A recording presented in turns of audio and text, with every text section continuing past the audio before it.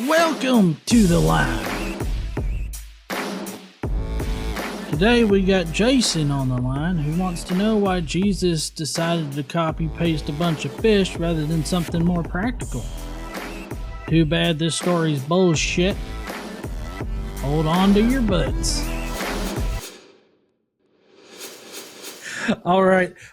Next up, we've got a caller that is teetering between theist and atheist, and he's calling in to ask us a question.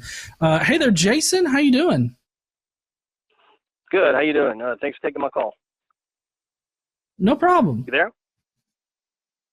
Yeah. I had a question. Maybe I've been reading into it too much, but I had a question about the miracle of feeding the multitude. Now, obviously, I don't think it really happened, but my question is, doesn't it seem that it's convenient that they used fish as the miracle animal or fish? Because fish is the only animal that wouldn't have to be made kosher to be able to feed to first century Jews or whenever you think it was written. And so that makes it maybe more palatable for them to believe instead of, to me, if it had been a real miracle, they would have used some of the animal that wouldn't have been kosher. You know? Now, I mean, I'm looking into that too much. I guess you're asking, like, yeah, well, we're here. I guess you're asking that why does the Jesus's miracle with the fish use fish instead of some other kind of food that was more kosher? Yeah, like had he used, pig or something, that would have been, he would have to make it kosher somehow first. Right. Fish, I looked it up. Fish doesn't even have to be salted. Just like they do up in Amsterdam, you can just slice a little piece of fish, put some onions in it or whatever, and eat it raw. Even the Jews. I mean, it's for Jewish law. Well, yeah, I mean, that's basically sushi, right? With rice and seaweed, though. They don't call it that in Amsterdam, but yeah, pretty much.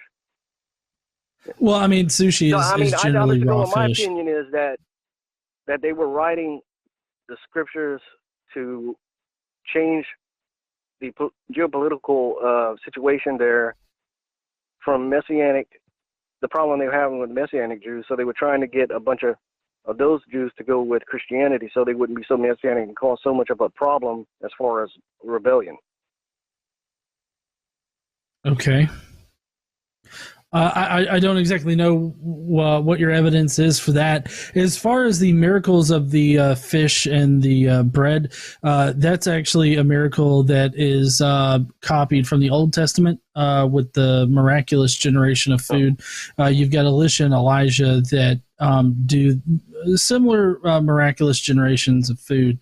They're even structured in the exact same way in the New Testament as they are in the Old Testament. So, I mean, I think that the fact that he used fish isn't all that indicative of anything, really. I think that it was just, where they were at and everything, or where it supposedly happened and everything like that, and how it connects to the Old Testament. I got you. I was just basing that opinion because I've been reading the book Caesar's Messiah and how, the Flavian invention of the of Christianity, and because of the problems they were having with the Jewish rebellions. John, you look like you think a lot of that book. Cool. Say again? It's nothing good that I think of that book. Caesar's Messiah, written by Joseph Atwell, doesn't have a lot of actual historical evidence behind it. And if I remember correctly, Atwell doesn't have any kind of training in this particular area that he's coming up with this idea from.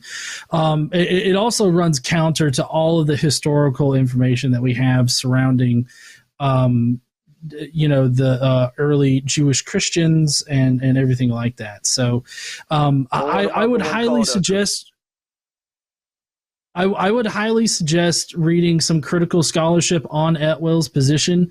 And there's multiple people out there that have written reviews and pointed out the problems with Atwell's stuff. So I would definitely suggest reading some critical scholarship on Atwill. And what about the book Creating Christianity? Also about the same theme, Flavian invention of Christianity.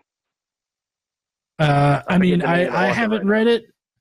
Well, I haven't read it, but what I know is that the evidence or the general narrative that they use for that runs counter to real historical evidence that we have. Well, then that means that Christianity is organic and just kind of popped out of reality. I'm not exactly sure what any of those words mean together, but that no, I mean, I think that Christianity. This is, of course, I don't know how Josh feels about this, but I think that Christianity developed out of Judaism. So, I mean, I don't know what it means by it popped out of reality. If you mean that it was invented whole cloth, I think that that's really ignoring a lot of the historical evidence. If it wasn't invented by the Flavians and whoever, then you're saying that it was real. I mean, no, I'm saying that it was really. I'm saying that it was really developed by people, but not the Flavians or whoever you're saying did it. I'm saying early Jewish Christians are the ones that developed the religion. Right. Not Romans. Josephus, who was given Flavian's name, was a Jew. Well, I mean, he took Flavian's name. He wasn't necessarily given it. I don't think.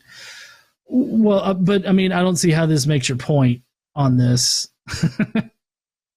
Well, I guess I'd have to come do a lot more research on that, but I don't know. It just kind of seems. Well, I definitely suggest that you do. Definitely look at critical scholarship on Atwill, or at least critical.